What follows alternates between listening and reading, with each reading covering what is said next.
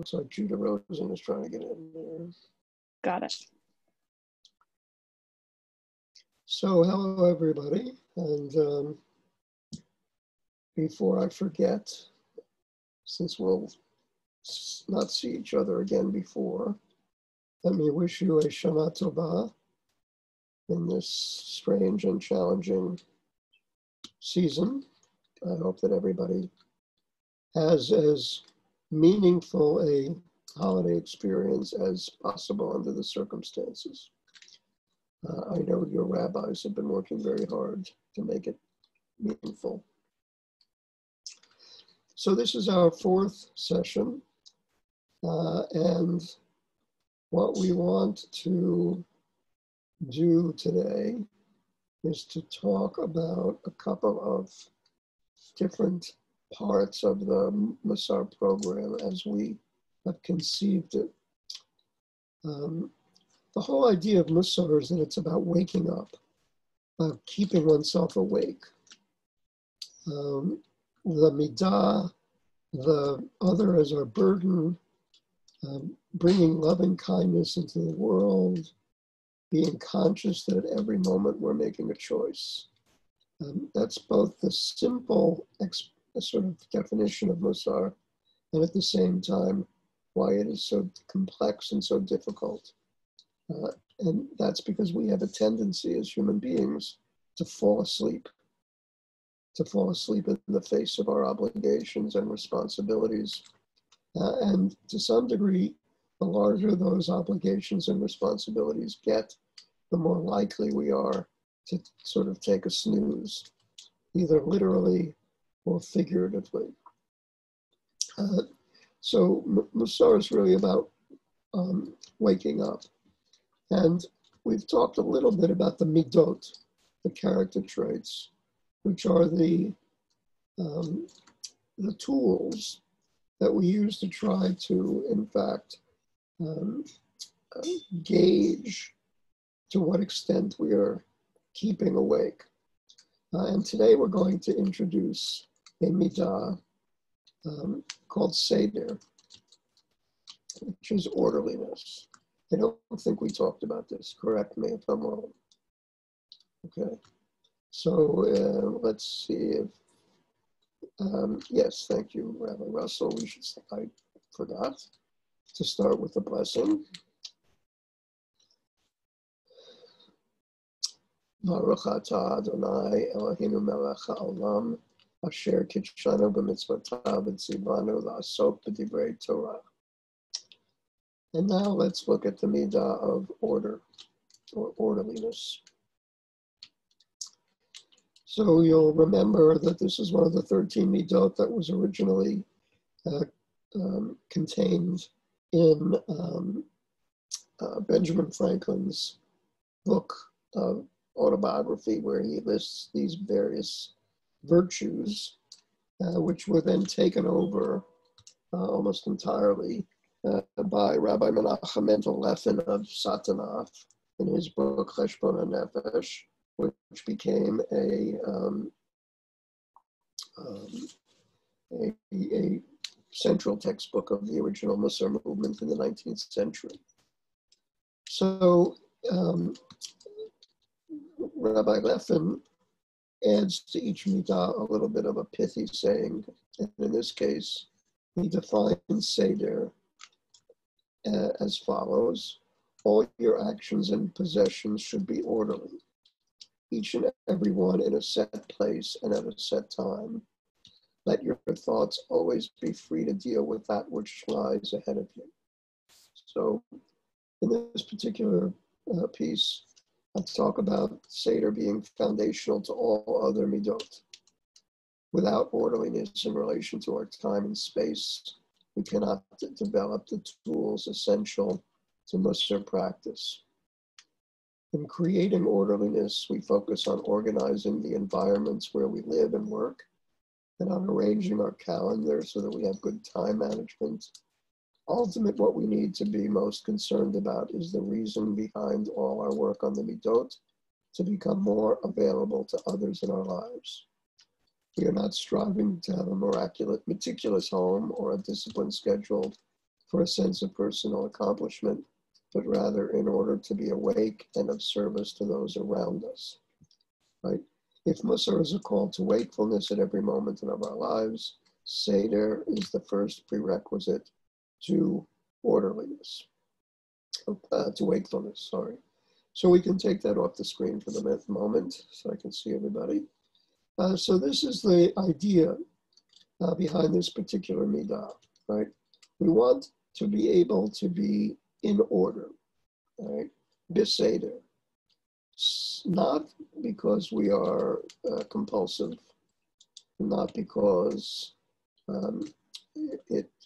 but rather because it is a way in which we free ourselves, we free our minds, we free our spirits from distraction, right?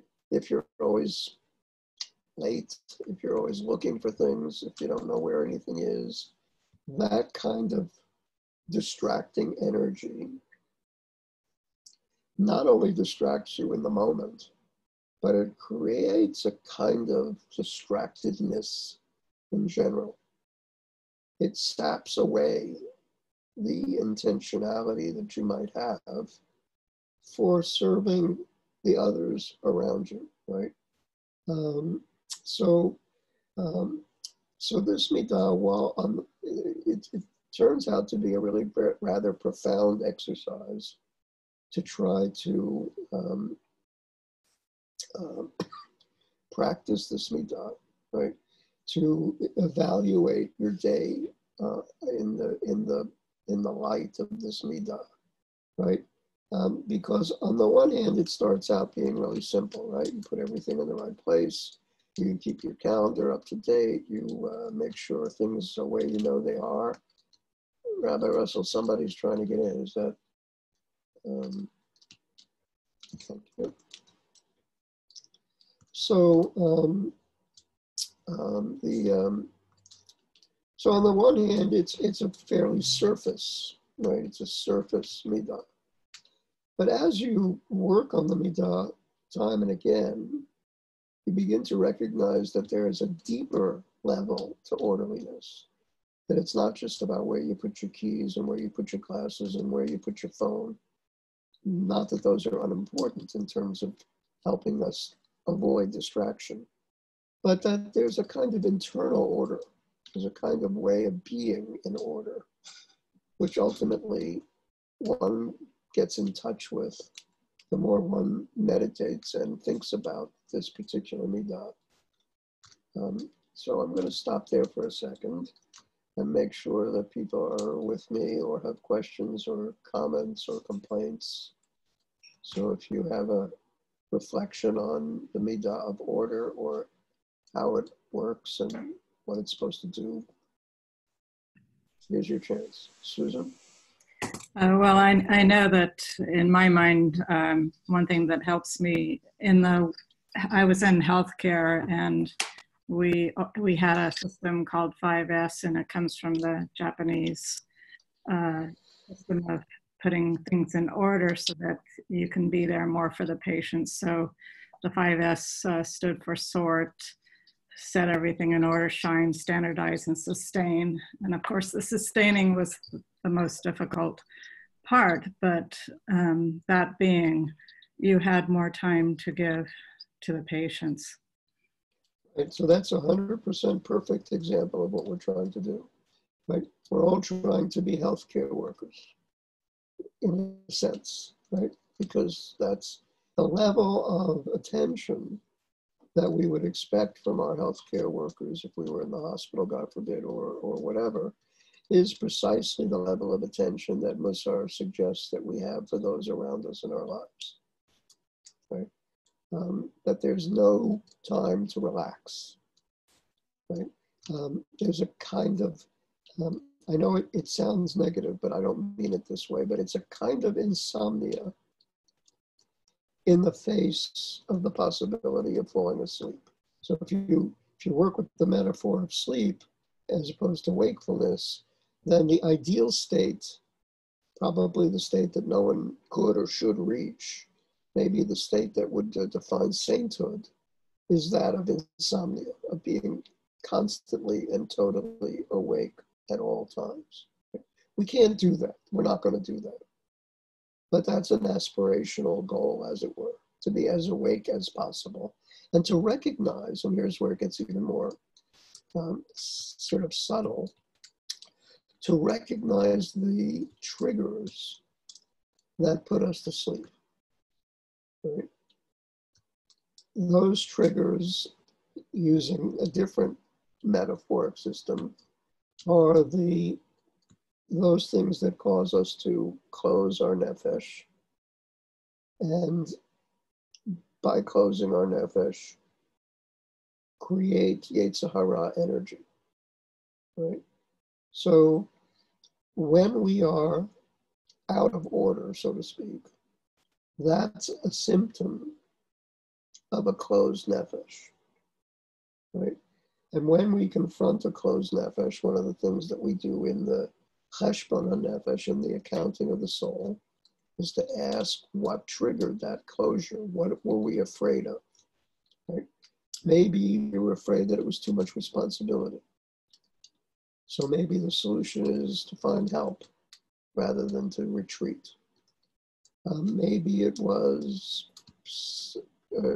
because we were overwhelmed by the seriousness of the need of the people that were around. So again, maybe the answer is to find someone to share that with. Right? There are a variety of ways in which we can identify, if we do a successful cheshbon, what the trigger is that causes us to metaphorically go to sleep or close down. And by focusing on the middah of seder, right? By asking ourselves, have we allowed ourselves to be distracted from being available to the people around us? And what can we do about that, right? So those are the elements that make up the Mussar work that we do in the cheshbon hanefesh, and the accounting of the soul. And then we might have that be one of the subjects for a particular bod, where someone would come into the bod and say that this was what happened to them because they were unable to get themselves in order. Now, I will point out that one of the things that we add in our contemporary understanding of these midot is that order and orderliness should not be understood as being one size fits all. Different people have different kinds of order that help them work, right? So some people may know people who need to have a certain amount of disorder, or what looks like disorder, right? A messy desk, or a studio filled with people who are artists of stuff all over the place, right? And they will say to me when I talk about this middah, that simply is not how they can work, right? They can't make themselves more available to others by being orderly. On the contrary, they have to have a certain amount of disorder. And so what I've suggested is that we have to evaluate what our order is, right? What order works for us, and then try to be true to it, right? Certainly not to use it as an excuse, but to at least understand it and evaluate it and decide to what extent it works and to what extent it doesn't work, right? So that's another point that I just wanted to point out. Okay, any other questions about orderliness? So this is Judah. Yeah. Well, it's not a question, but just two thoughts. When you were just talking about how we're each individual in that respect, and I was thinking of busyness as well, which I suppose could be somewhat similar. And I was thinking of, I've talked about this to friends of mine who really need to be busy to function, and that's not how I operate. So it's just interesting to see that they may be functioning at their best when they're busy, and when I'm busy, I can't function at my best. So that was one comment. And the second comment is since I have a meditation practice and I'm looking at the contrast between them, And where I can see where, meditation could be helpful in this respect, because, when we sit and the thoughts arise, which distract us, and in meditation, we're supposed to observe them without judgment, and so we observe them, whereas the Mussar practice, not that it's judging them, but it can be a tool to control the distractions, or to be aware of them and to work at not being distracted? Yeah, I think that, I certainly think that Mussar and meditation have a relationship. And I know a lot of people who use meditation as one of their tools for Mussar practice, as a way of kind of illuminating what's there for them. And then, as you say, once they have that, once they understand, or once they are aware of what's out there for them, they can use the tools of Mussar to deal with them in some way. So I think that it's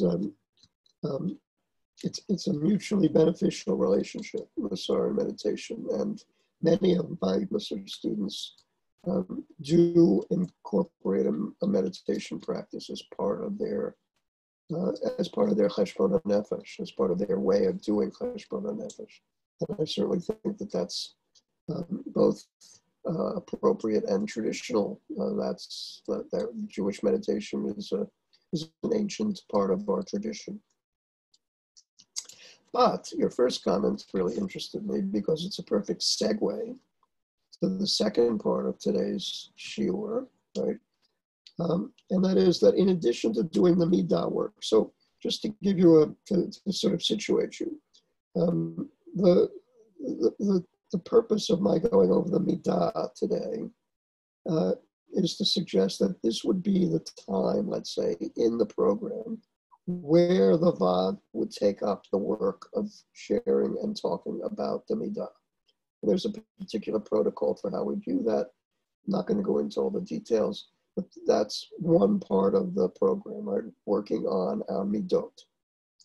The second part is learning, right? Just pure, quote unquote, pure Mussar learning for its own sake. And so every session in the Mussar program is divided into a shiur and a Vaad.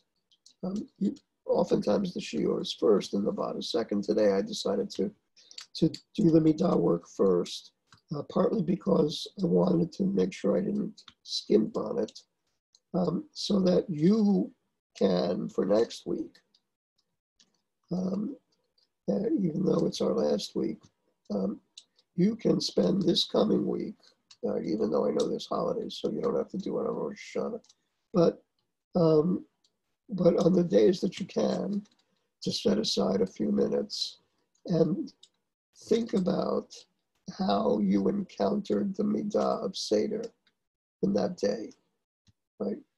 Either positively or negatively, right? Either how being in order really helped you be available, right? So if this was a normal Rosh Hashanah, and I don't know to what extent it might be for some of you, but I know for me, if this was a normal Rosh Hashanah, we would be having anywhere from 10, 20 people for dinner or lunch this coming weekend, which means that by now, this being Tuesday, we would already be trying to create the appropriate order to be able to get to that goal, right? So I don't know whether anybody has stuff going on this weekend in which orderliness is going to be really important. But either way, what I'd like you to try to do is to take 5 or 10 minutes each day that you can to think about how you've encountered order, either because you were not in order and something didn't go as well as you'd like, or because you were in order and something did go and things did go as well as you'd like, and you had the time and the energy to devote to some other task or to some other people. And maybe next week we can share some of that. So that's number one. But number two is the shiur, and the shiur for today, and I think we distributed this last week, is a selection from Mesilat Yesharim. So normally our program focuses on two texts in consecutive order. That is to say, first we work our way through Mesilat Yesharim by Rabbi Moshe Chaim Lutzato, and then as we get to the second part of the program, we use the book, Tomar Devora, which is by Rabbi Moshe Cordero. So I gave you last week a page or a paragraph or two from Mesilat Yesharim. I hope that people had a chance to look it over. If you did, you could nod. Okay, very few nods, so that's good. We'll do that together. Rabbi Russell, if we go into breakout rooms, can they still see the text? No, that's what I thought. All right, so then let's not go to breakout room. Yeah. But I bet Marilyn has a solution for this. Marilyn, what if I put the PDF in the chat? Will that work? And then everybody can see it, and then, okay, let me just try that. Hold on for a second. People would have to download it, but yeah, if you put it in the chat, because I don't even know that I have it. Are people okay with that? If I put the PDF in the chat to be able to go into a breakout room and also see the text? Are people okay doing that? Okay, let's go, give me 1 second. Is there a reason you can't put the text itself in the chat? It's a PDF. You know what? Let's not. We'll end up wasting too much time. Let's just do it together. Put it on the screen. Yeah. Okay. Can you put it in the chat anyway? But I think, yeah. But for those of this is what you sent out last week, so it should be on the website. For those of you who want to look at it not on the screen, it's on. I see you, Sandra. Let me. Okay, hold on. I'm going to put it up on the screen for now, and I'm going to get it to everybody separately in 1 second. Oh, I can't do both because I've shared my screen. So if I go to the internet, you guys learn and I'll get it to you afterwards. Okay. All right. This is not it.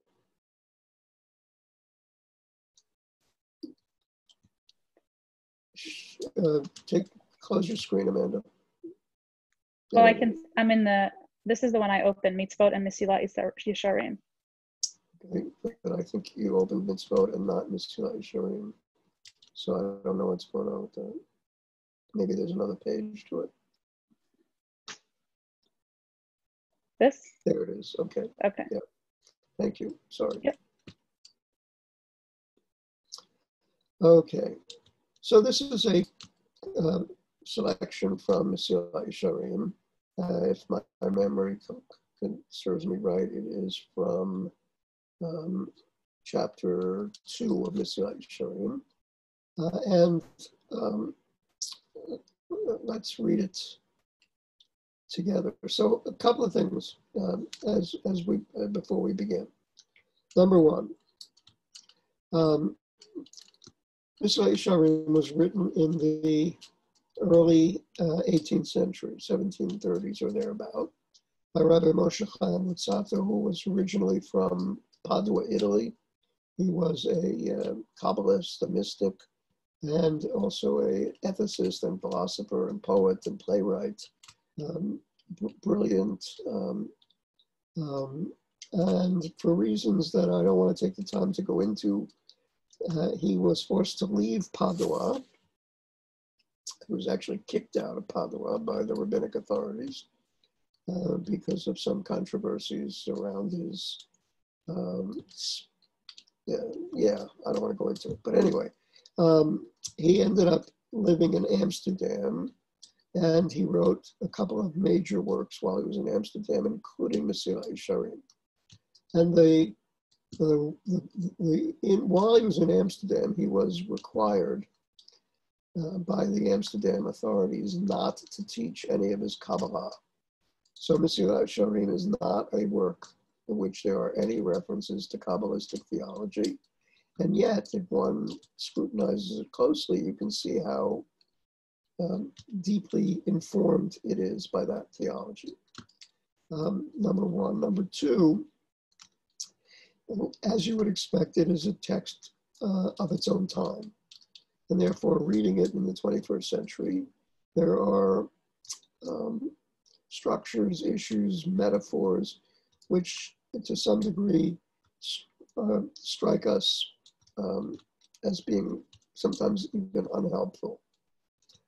One of the purposes of my commentary, which is the non-bold part of this text, is to try to open up and get underneath the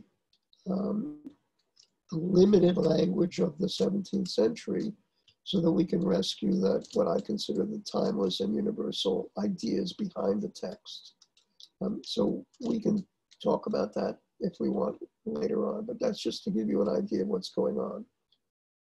So if someone would volunteer to read this first paragraph from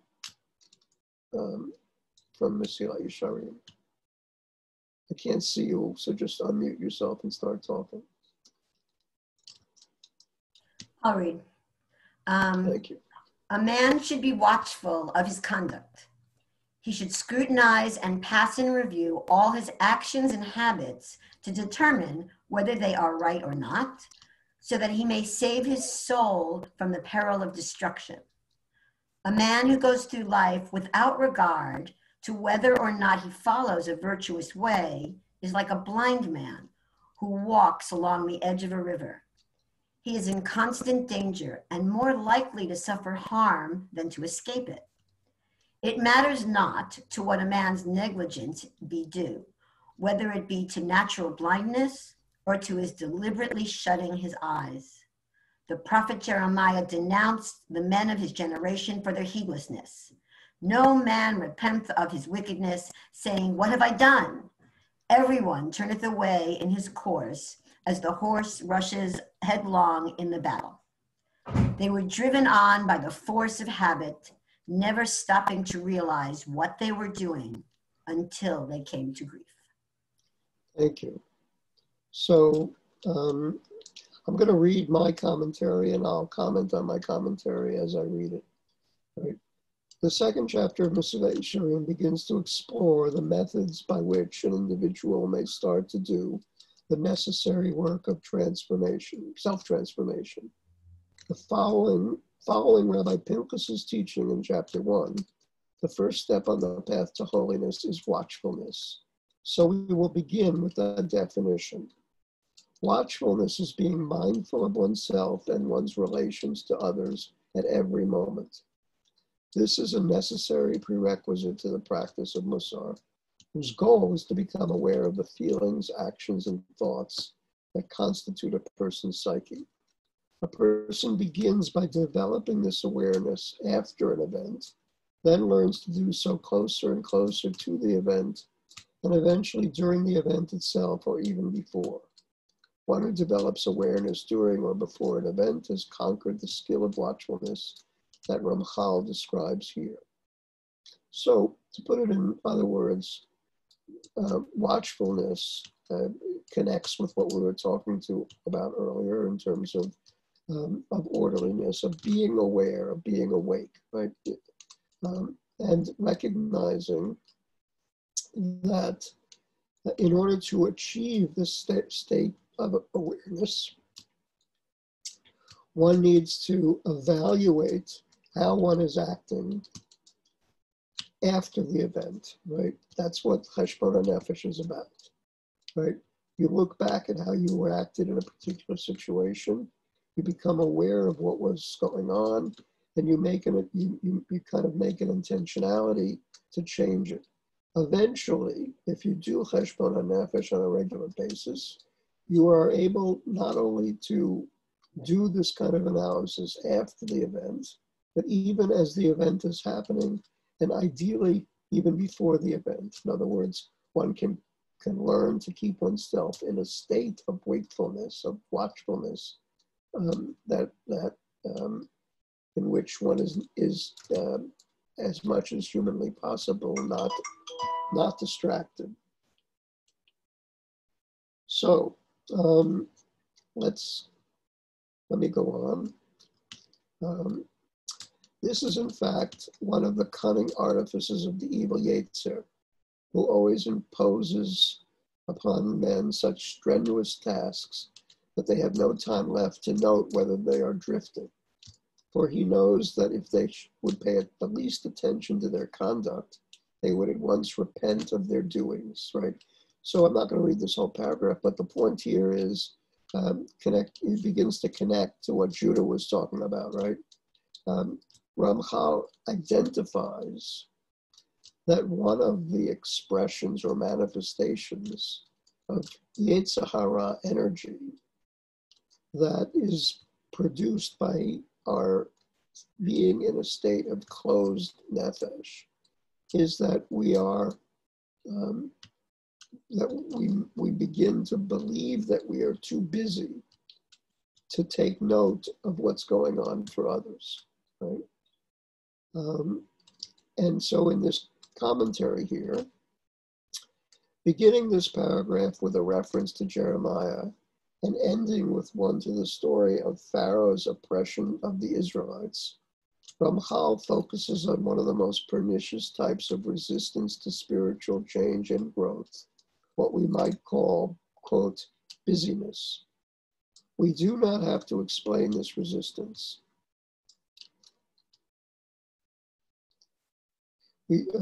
If such a trait was prevalent in biblical times and continued to be so in the 18th century, how much more prevalent is it at the beginning of the 21st century?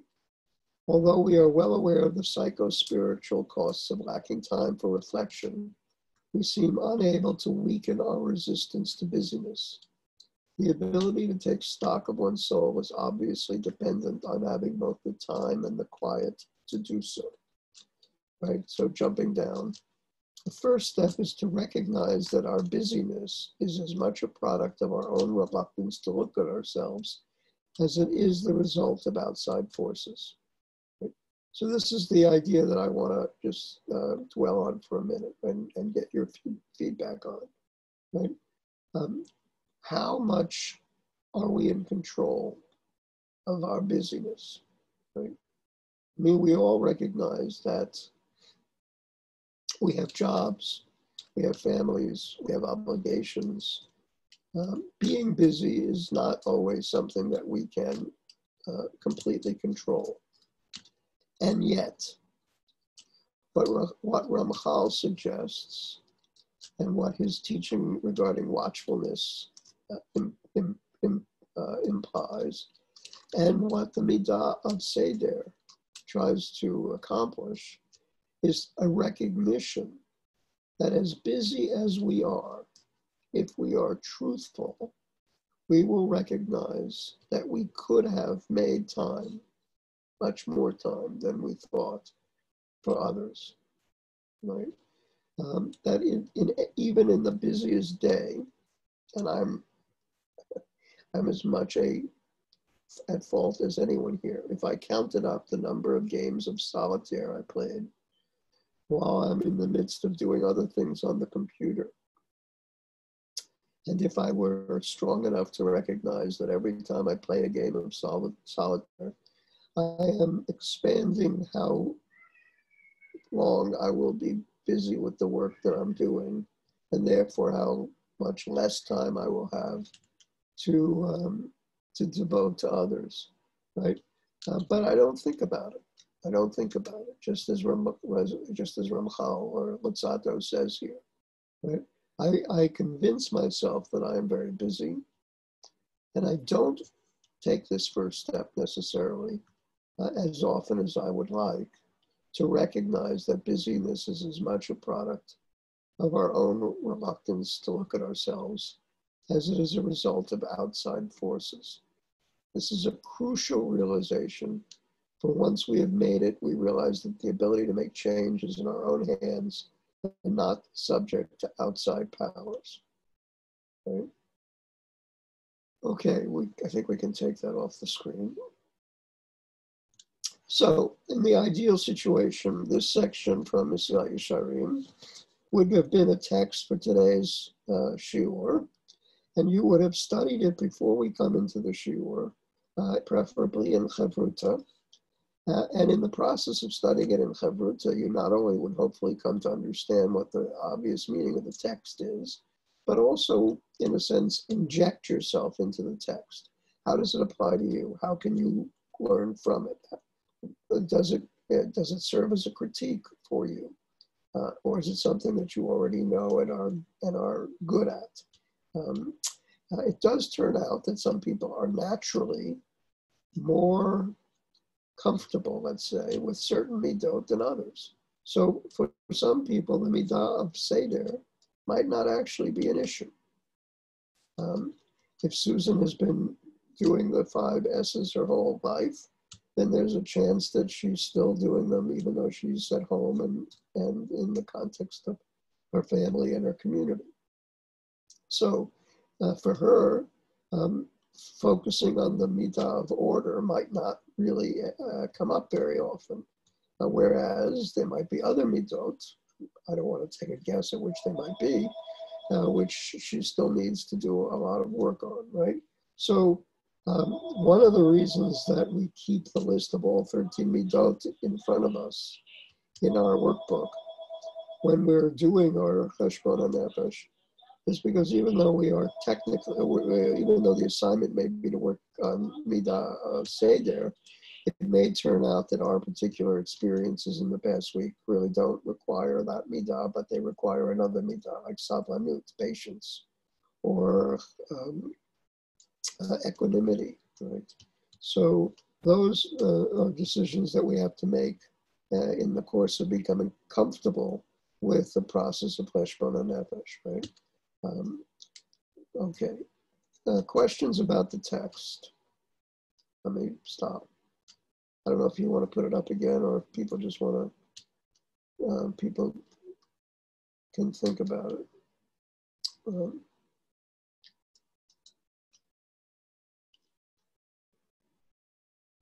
Any questions about the text, its content, its form, how we use it, etc.?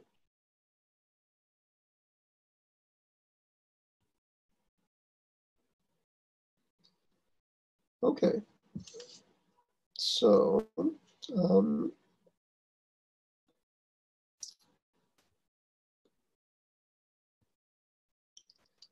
so then that brings me to the third section of what I want to do today, and the timing is pretty perfect, so I'm happy. We're staying in Seder, and that is to talk about the fact that Jewish practice provides, or has historically provided, this area that we call midot as a way in which we can evaluate and then refine our being, if you will, in the world, the way we are in the world.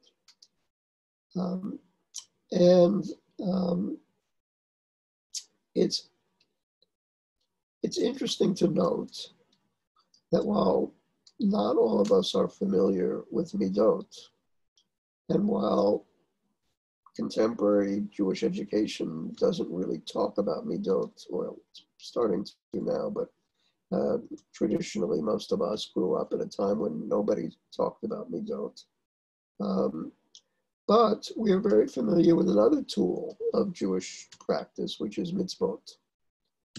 So I want to talk a little bit about the relationship between mitzvot and midot in Mussar, right? There's no question that one of the basic tools for keeping us awake in this, particularly in this way that we've been discussing today, that one of the basic tools that Judaism gives us are mitzvot. And so we need to think about what mitzvot mean in a contemporary Mussar context. And in order to do that, I need to try to define 2 terms. Right?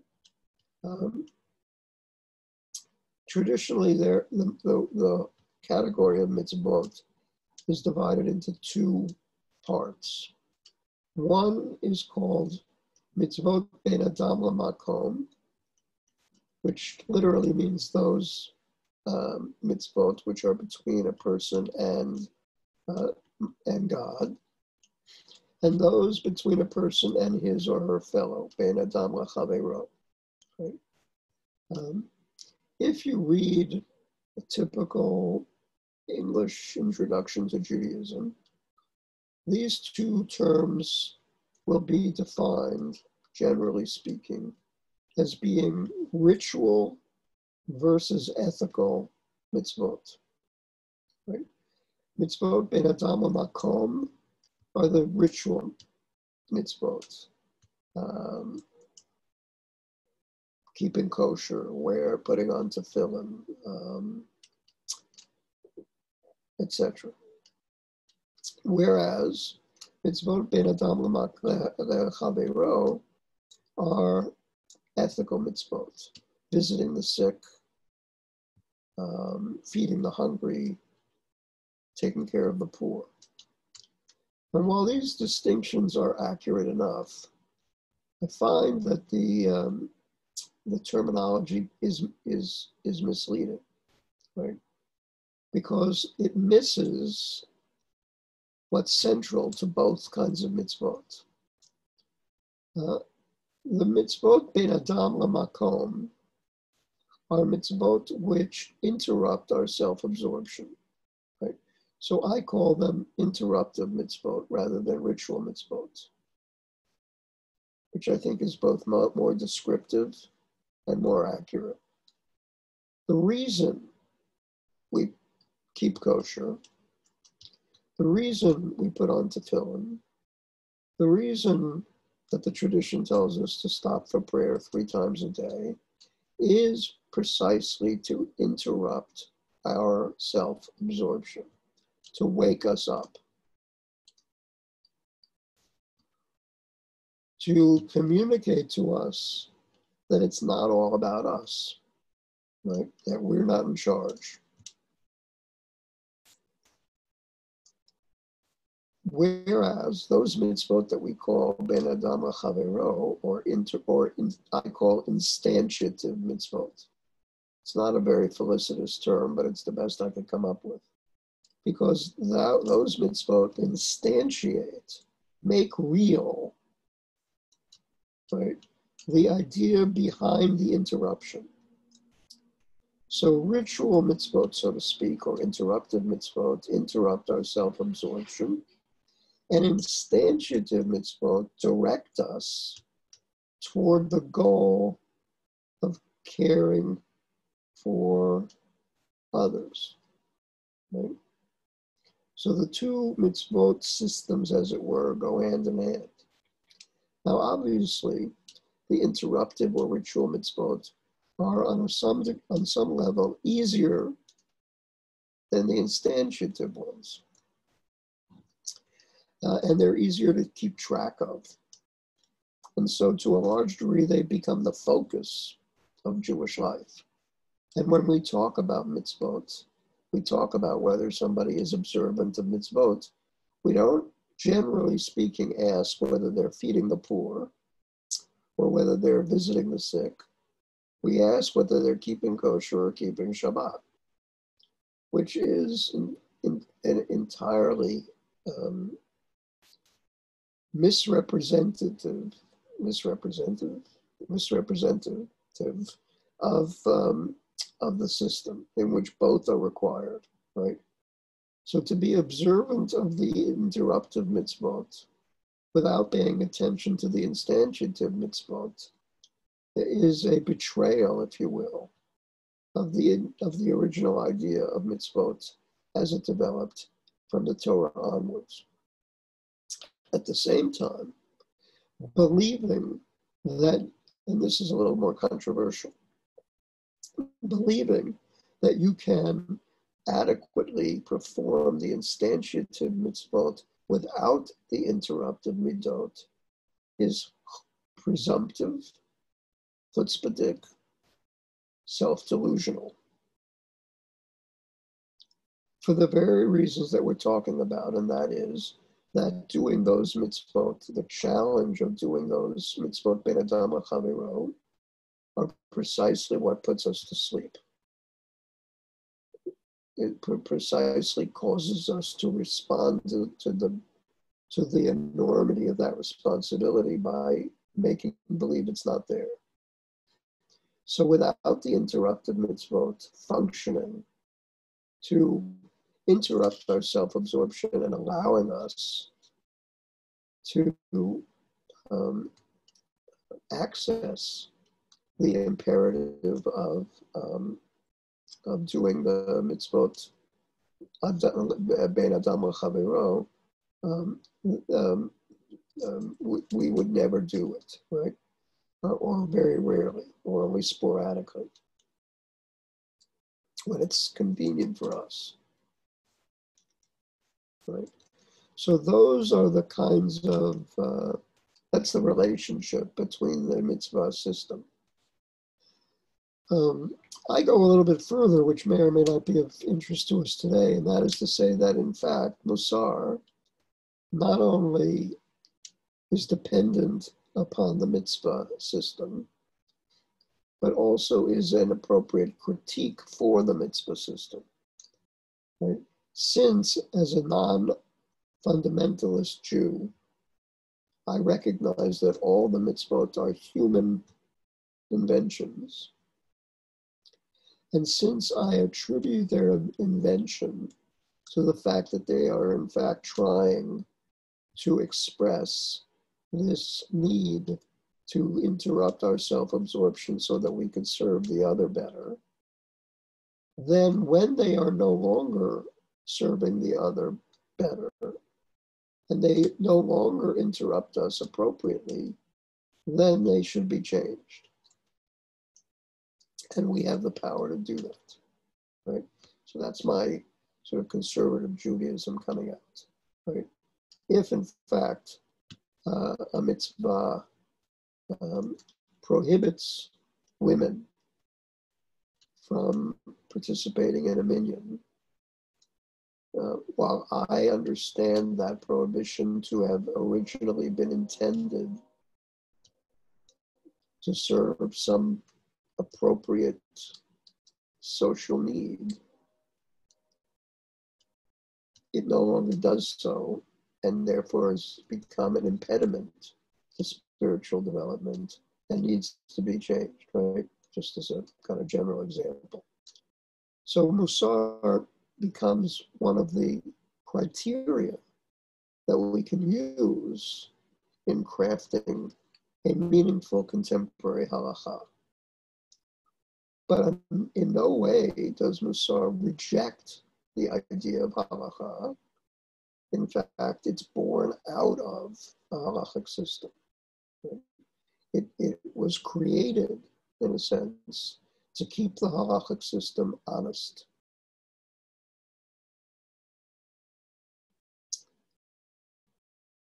Okay, questions, comments, complaints? Burton? You have to unmute. One thing that troubles me about the discussion is it seems to have developed, and I'm assuming at the time of Mussar, in an economy that was not based on service industries. What I mean by that is a lot of jobs today are dedicated to helping people. For my wife was a social worker. So to say to take time from her job to think about helping others, her job is helping others. And that would be true to a large extent of medical, as our other speaker had, and other things. So that's, I find it's still, at least to me, a little outdated in the sense that it's dividing your everyday activities and maybe your economic welfare from your ability to help others. Okay, so that's an interesting point. And I would say a couple of things. Number one, despite the change in economic reality, I would say more people still are in non-service industries than in service industries. So I'm not sure that would make it outdated. It might need to be modified, but I think that the bottom line is that one could make even helping others in a professional sense serve as an excuse for being too busy to help those who are closest to you. That's true. And so I think it may be in some ways, the person who is in a helping industry, a service industry, has to even be more careful because they have a kind of, close to hand excuse, right? I'm busy all day taking care of people, so I don't have time for you, right? And that response or that interaction will reflect a certain level of Yetzer Hara energy. And that Yetzer Hara energy, by the way, can also be carried into the workplace. Anyone who knows people who do work in service industries, I'm sure, is familiar with the possibility that those people can become resentful. They can become overburdened. They can become too busy even in that job, right? And they can therefore precipitate Yetzer Hara attitudes toward the people they're supposed to help. Right? I mean, I think we've probably all either experienced or can envision the helping the nurse that doesn't have time for everybody and doesn't treat his or her patients with the humanity that they deserve. I've certainly experienced more than a couple of doctors who could use a little work on their humility, right? And the way in which they approach me as a patient. So I think that while your point is well taken, that is that the economic and social and cultural milieu in which we live is quite different from the 18th century. The basic human psyche and the basic human reactions and the basic ways in which people turn either toward others or away from them still remains in place. So I would think that a person who, let's say, for example, a social worker, might use the interactions that he or she has at work to evaluate to what extent that they really paid attention, to what extent they really heard their patient, to what extent they were drifting and daydreaming when the person was talking, right? There are all kinds of interactions that they might have that they might want to subject, so to speak, to cheshbon nefesh. At the same time, if those are not problematic, then they might want to ask themselves, is my busyness at work and is my giving to my patients and to my clients impacting my other relationships? And what can I do about that? So I think we all still have plenty of Mussar work to do, regardless of the profession that we're in. Other questions or comments?